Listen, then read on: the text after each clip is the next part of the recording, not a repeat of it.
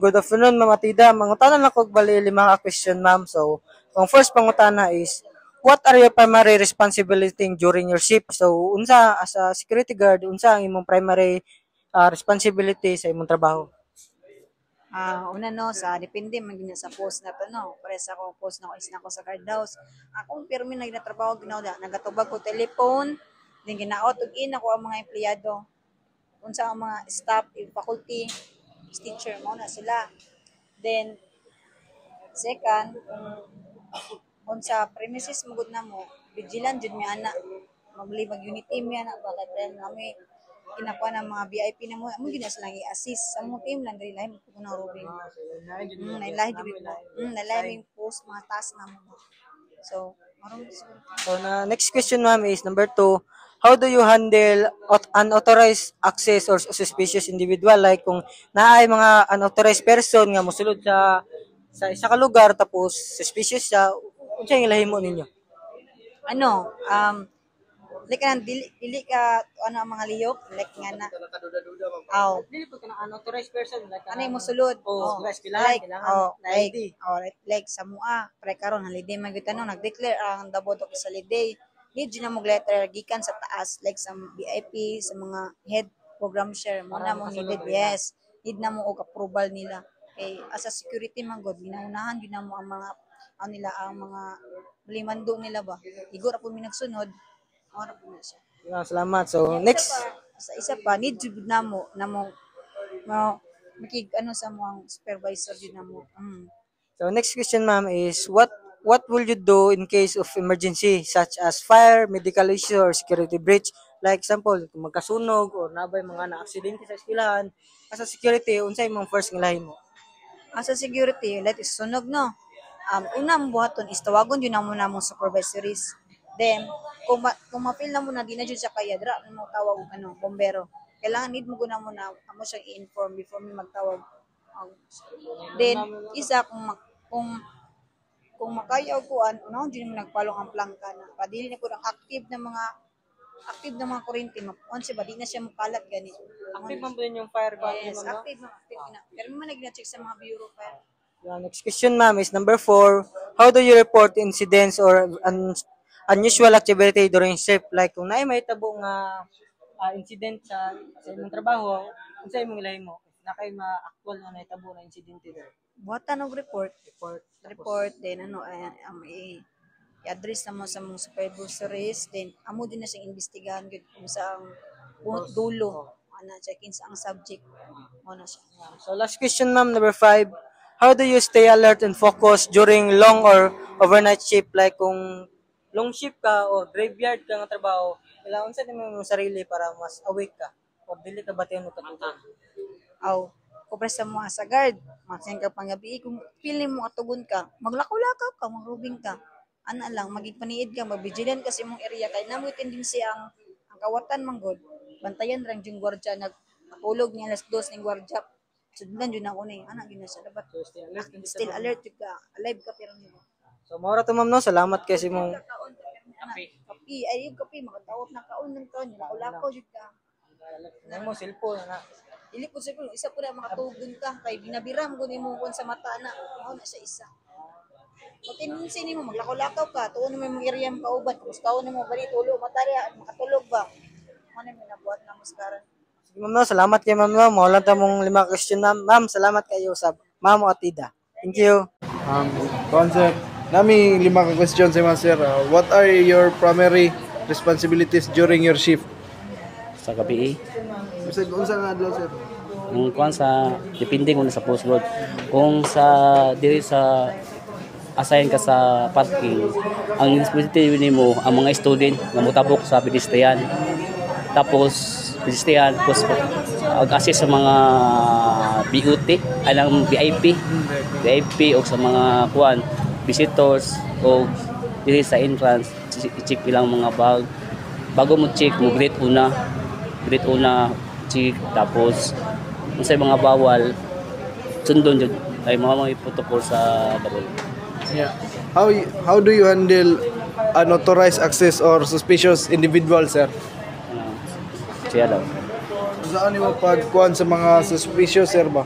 Usa nimo pag-handle sa kanang bisag unsa suspicious ba kanang o kaduda-duda ba o ng initiative tapos kuan nang balaan nimong tao nga kung naa sila dala i-turn over ang ilang firearms tapos kung lain kay tinawan sa imo kuan na kana alert na kana oo tapos kuan mag-alert ko sa imong area kay wala man ta kabalo sa atong kalaban. what would you do in case of an emergency such as fire, medical issue or security breach? Kanang mga naisunog, kanang mga nakuyapan, kanang unsay buhaton Ang una namang buhaton na kung kuyapan tawag ka sa kuan sa clinic para sila na mag-assist o may kuan din sa kuan ko sa mga student nga sila mo assist tapos ang guard po mo assist gyapon pero sa clinic din na para ang taga clinic na mo kuan assist ay dili mo pwede mo kami mo kuan mo assist lang. Tapos kanang ingon namong sunog dito pag-ion sa fire exit tapos kaano ang katong fire extinguisher gamiton tapos kung kusog ko kung dako nang kayo sunog tawag ka sa 911 dugay ang abot na 911 naman ay post dia dako kayo mao to imong kuan initiative paggabi kay sample duha ma-assign diri magsige kag tawag sa bombero pag abot si bako ugdaw na mo na nga style mo na magkuan ka initiative na ka kuan mo host dito imong ikuan sa sunog para mapalong. Last question sir, how do you stay alert and focused during long or overnight shift kanang sa ano pag giunsa nimo pagkuan sir nga alerto gyapon ka bisag taas ang oras imong trabaho or overnight ka sa pagkatrabaho? Kuan ka na mabuhaton nimo mangapi ka para alert ka tapos lakaw-lakaw ka sa imong area tapos alert ka dili ka matulog tapos ang style mo na mga page ka alert lakaw-lakaw ka sa area jogging diri ana para ignition ka kung sige kag lingkod katugol ka ana. Sige sir, thank you sir. So good afternoon Ma'am Isla.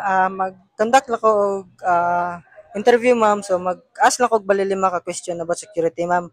So ang first question ako ma'am is what are your primary responsibilities during your shift? So, as a security, what is your first or primary responsibility sa imong trabaho? As a security officer diri sa Davao Doctors College is ang day shift nako is ako may nagagunit ani ilahang mga sakop, mga subordinates. So first is kailangan ako sila i-monitor sa ilang mga designated na mga posts, especially sa about sa mga students, regarding sa mga pedestrian po sa pagpatabok sa mga students, na iwasan na itong mga accident.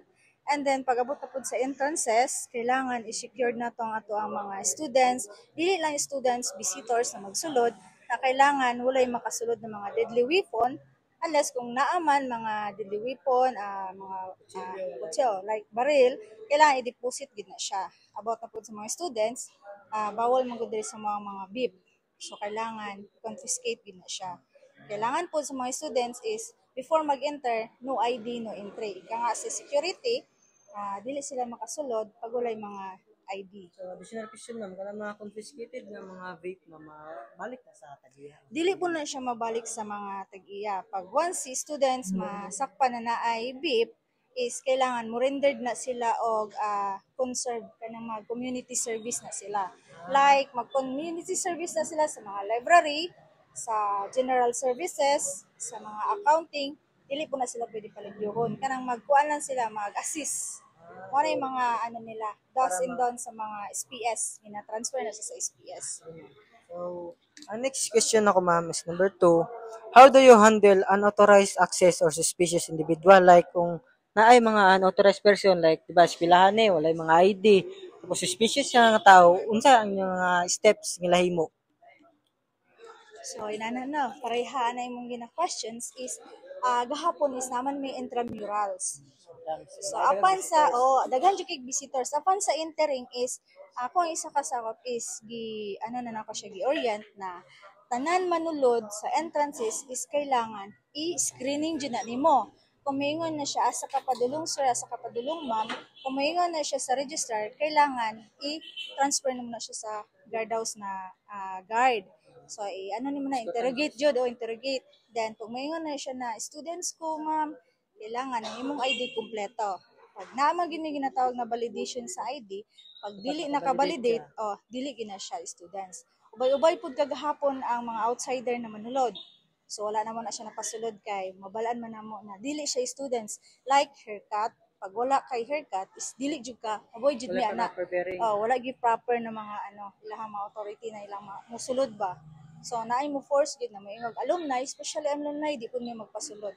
Ginaiwasan gid namo ang kawat, no? Ginaiwasan naman ang kawat diri. So gina-avoid namo na sa mga outsider. So, next question, ma'am, number 3 is, what will you do in case of an emergency such as fire, medical issue, or security breach? Like, example, kung karoon man ng sunog or na may aksidente nga nasama na disgrasya diri sa lugar, unsa yang first gilahimon niyo as a security? First, pag-abot naman sa emergency situation, like fire, ang pinakauna gid namo is kung point man sa palayo lang kanang sunog na during na ay mga students is first is ipauna gyud namo mga students na pagawas sa mga evacuation center, and then second is kung naa may person na nakuan kailangan namon gud may mga Red Cross diri, so gina-assist lang namo na ang students, no, i-assist kay naman may Red Cross. And then, kana sila ipang-designate na sila sa mga evacuation center. Kaya second, na ako'y rubing na ginatawag, is mo na akong ginapa-rubing sa taas. Kailangan mapalong yun na. Mapalong ang kung in case sunog, kailangan palungon yun ang main. Main yun. Plangka. Main. Then, second is, kung naay sunog is, mo nang gamitin na to ang fire extinguisher. Then, second, ikaduha na itong kating fire alarm. During na po mga earthquake, the same lang gyapon. Pagpagawas ng gyapon mi sa mga student na ginaiwasan ng crowd control. Additional question ako, ma'am. Kaning eskwelahan, nagakuan man sila evacuation area? Or yes, natay evacuation area. Ang evacuation area is nasa front. Second is namin ginatawag na Arayat Road sa likod. Third is naami dito sa Ibarita. Dito ang evacuation. So kaning Asclepius na ginatawag namo na second building, naami exit door sa likod. Area in case of emergency. Yes po. And then ang ikaduha namo na building is katong Caduceus building. Pag once na mag-alarm po dito, mag-protocol man ni sila diri na magtawag na ma'am, earthquake, kailangan i-evacuate ang mga students. Ang evacuation po sa Caduceus building is banda sa May St. Jude. Yes po. Tuyok siya po. Apo. Next question ako, ma'am, is ang number 4. How do you report incident or unusual activity during your shift? Like kung naay kay accident nga makita sa imong duty is na kay actual nakita nga incident, kung sa among la report nila himo? Sa klaseng incident. Like any incident kung may tabo tapos ikaw ang assignment on duty nga security. So, kung like mga incident na kawat, may example, like kawat man, tapos ikaw ang naka-assign o ikaw ang actual nakakita sa okay. pangitabo. Kung so far ako sa officer is, igor mo dyan kung ang ako mga sakop, naana sila ginatawag ko na mo. Tawag mo na sila sa kuha. Kung naa sila masakwa na kawat, kailangan i-hold yun na. Kaya pag once na nangawat ni siya, dili man porkit na naana ka sa sulod sa gikawat mo ng bag, kailangan man namo nag-under investigation. So, kailangan pa namo nagtaas-taas po na i-review na mo camera kung siya bag yung suspicious na nanguwaan ng bag. Oo, kailangan dyan na tag-ebidensya. Parehas ng ubay-ubay, di maging mauwasan diri na naagin na ikawat na mga panghitabo kay daghan po kay students diri. Mawadad mga cellphone, kailangan na mo nagtaas pong proseso bago ma-resolve. Salamat. So, last question, ma'am, is number 5. So, how do you stay alert and focus during long or overnight shift? Like, how mong stay alert or stay focused mo sarili if overtime ka nag-duty or graveyard imong duty? Like, kanang panggabi or overtime imong duty mo? So far, sa graveyard is, diri ha, wala pa man ko na graveyard good. Is overtime lang. Sa pag-overtime na mo, diri is, mo gyapon. Pag naay mga event, during overtime man dyan na mi, mag-overtime. Oh, so kailangan, kapoy jud king lawas mo mo abot ang intramurals kapoy jud na imong lawas so kailangan jud na mo kuan ano kanang kailangan na mo kusog pagyapon ba so amo ang ginahimo diri is mag teamwork gyapon ni ubay-ubay pud baya nang kanang may party na makuyapan so amo ginaano na uy pagkaon mo kailangan presence of mind para maka-rescue pa ta sa mga sa mga students na naay maunsa ba diya sa kuan gym ay gabi ubay-ubay gyud among gipang rescue makadaghan nga kuyapan parting bibuha daghan nga kuyapan pero so far good naman pud amo ang responsive entrams na ibanda student of the night nila kagabi so ubay-ubay gyud Last day gapon. yes po last day po so, kailangan responsive ang teamwork sa Red Cross sa security under sa security and then staff. Wala to ma'am. Daghang salamat ma'am. Isla. Thank you ma'am. Ngayong hapon di chip no. Mga tanan lang kog bali 5 ka question sir. So mao ni ang first question sir. What are the primary responsible duty during shift? So unsa jud ang imong prayo o pinakaunang ilahimo sa imong trabaho? First yung ginahimo sa akong trabaho diri as a security is to check always the bag if ever may mga outside diri i-check yung tarong and then mostly mga student man ta sa RMC kay na may may estudyante so i-check yun mayo ang bags para di masudlaw mga deadly weapon. So ang next question ako sir is how do you handle unauthorized access to suspicious individuals? So milaon sa nimo pag handle sa kanang nakay makita nga suspicious nga tao or mga dili estudyante o unauthorized person nga mosulod sa isa ka lugar?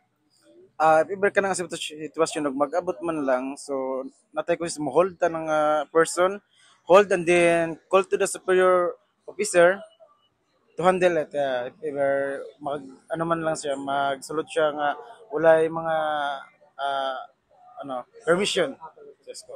So, ang third question ako, sir, is, what will you do in case of emergency, such as fire, medical issue, or security breach? So, unsa ang imong nilahimo if ever na magkasunog ng eskwelahan, or nabay mga nagkasakit yan, nadisgasya, or nabay mga security breach nga mga unauthorized person na makasulod? So, first good is, o naamlay sunog, so, all gate is closed good na siya. So, may evacuation area man tayo, so all the student, evacuate, and then if ever magsunog man lang, may fire extinguisher tayo, and then may button man tayo sa fire alarm, so pindot lang to siya, and then evacuate all the student, evacuation. Ito yung trabaho sa security, no? So, number 4 is, how do you report incidents or unusual activity during your shift? So, nakay mga report nga incidents or unusual activity. Ngilaon sa mga pag-report or asa nimo siya iagi or asa nimo siya i-report na mga incident?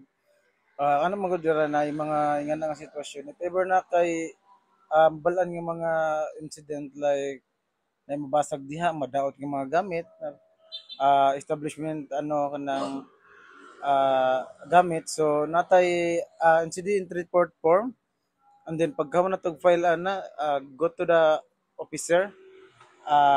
Siya to kuanon o about sa perma ng mga report. Ako na senior Amo nang among head guard.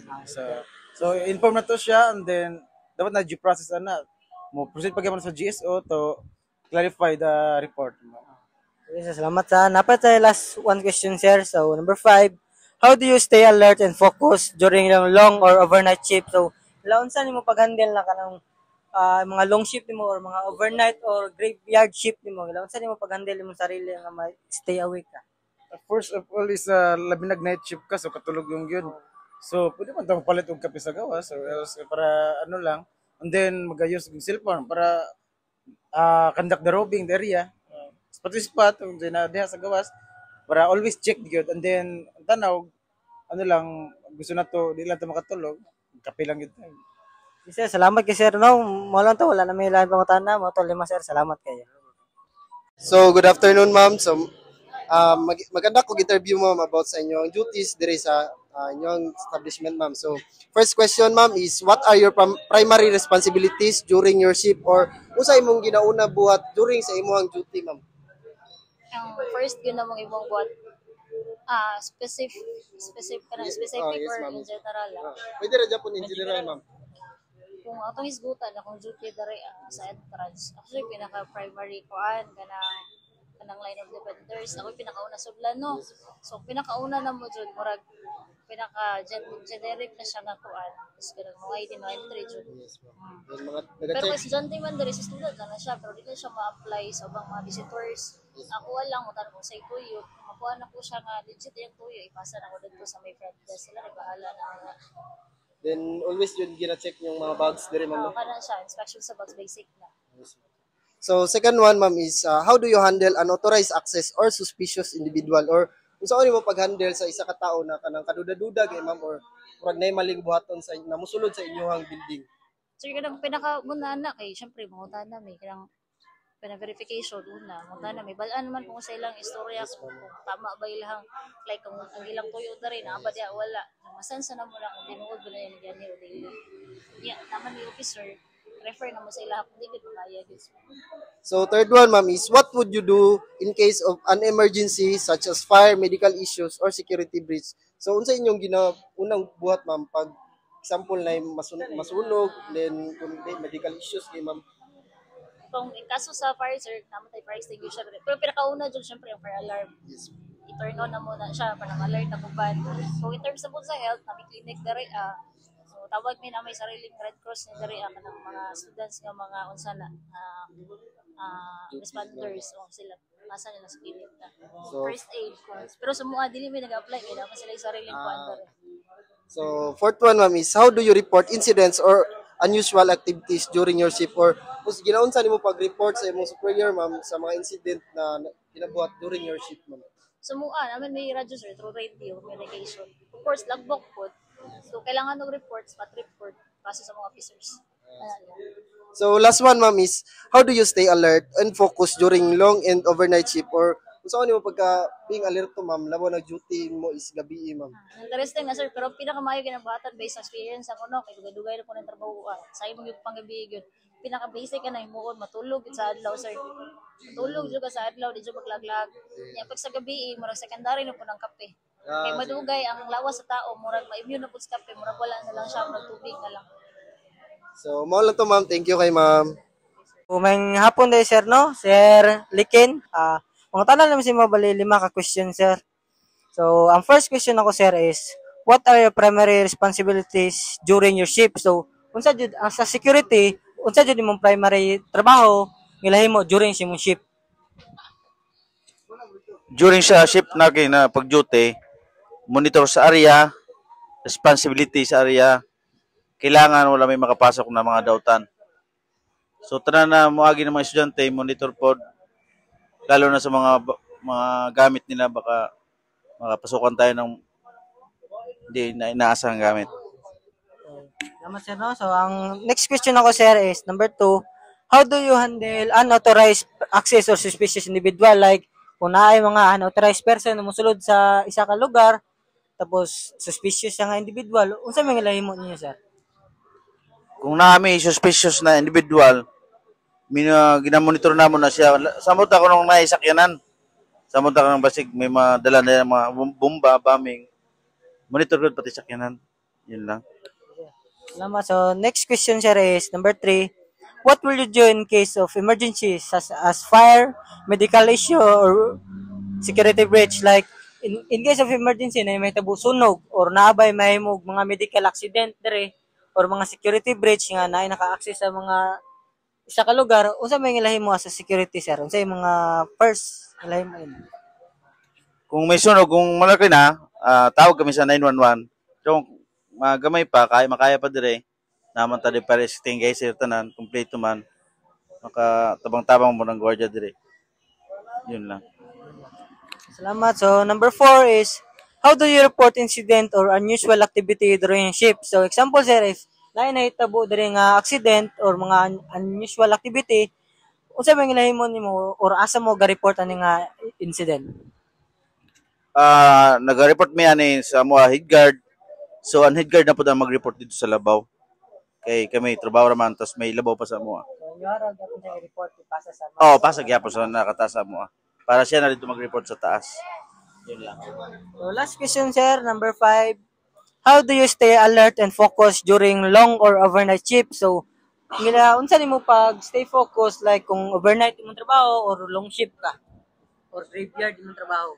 Yung overnight shift, monitor sa area, kailangan walang tulog-tulog. Kailangan alert good para dili masudlan sa mga dautan.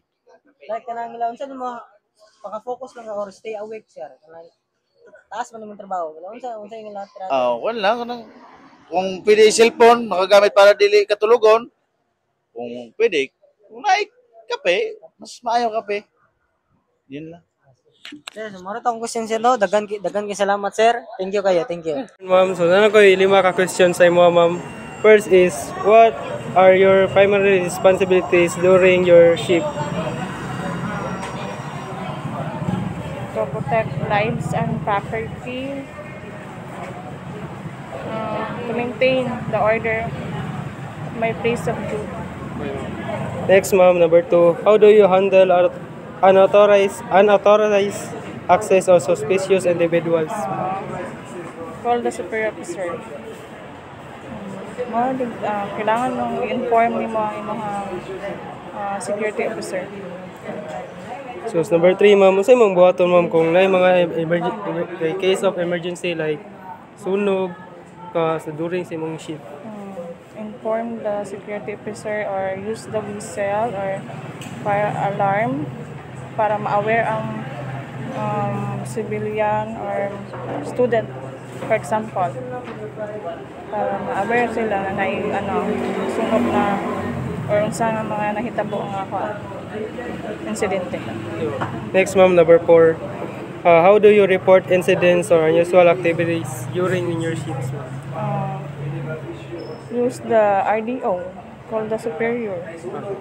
Number 5, ma'am, how do you stay alert and focused during long or overnight shift?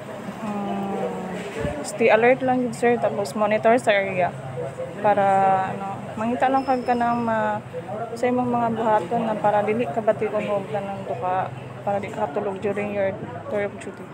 Yes, ma'am. Ma'am, thank you, ma'am. Good afternoon, sir. Maganda ko interview sa mga sir. What are your primary responsibilities during your shift? So ang primary na ginabuhat yun ako sa kong duty diri no isip is security guard is always check the IDs of the student, then gina-check po na mo always ilang bag kung nabay mga suspicious na gamit. The second question, sir, is how do you handle unauthorized access or suspicious individuals?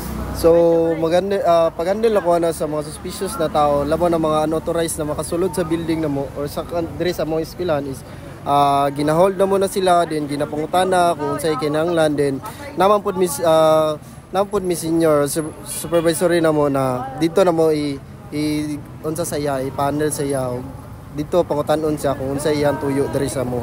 Okay, thank you, sir. The third question is, what would you do in case of an emergency such as fire, medical issue, or security breach? So ang ginakandak na mga labaw na sa presa ng fire no is diri sa eskwelahan is working naman po amo ang mga fire extinguisher naman po tay mga nagkalat na fire extinguisher by kanto, din ato pong alarm system dira is working po once na magasunog is pinduton na nato na para ma-alert na mo estudyante, then napo tay evacuation area dira sa may gilid, then dira na mo ginapa adto. Okay, thank you, sir. The fourth question, sir, is how do you report incidents or unusual activities during your shift? So isa ka security guard labo na pag may incident is ang ginabuhat na mo na is ginahatag din na mo na sa muang naman may radyo, then ginahatag na mo na sa muang superior or kanang senior na mo, then sila na ang magunsana. Okay, thank you, sir. The last question, sir, is how do you stay alert and focused during long or overnight shift? So ginabuhat na mo labo na pag gabi akong duty no, pero kasagaran gabi mo jud akong duty dire is ang ginabuhat nako is naanad damog ko, magkape ko magabi para dili ko katugon.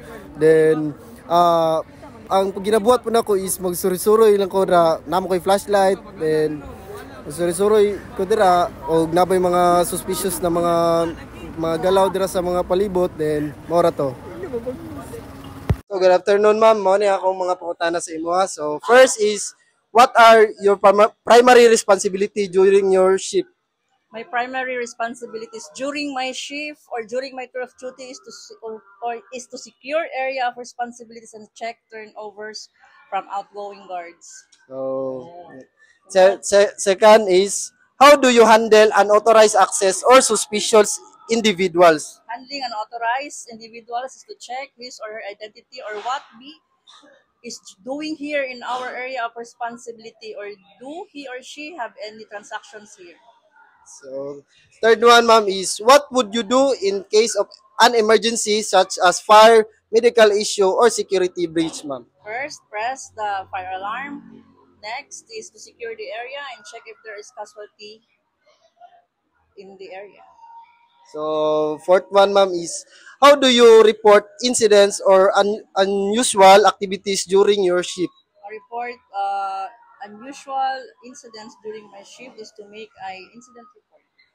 So, last one, ma'am, is how do you stay alert and focused during long and overnight shift? Stay alert during my overnight shift is to observe and be observant. Check and review or roving from one time at a time, post to post. And So, don't sleep at the post. So, thank you, ma'am. Marat na, ma'am.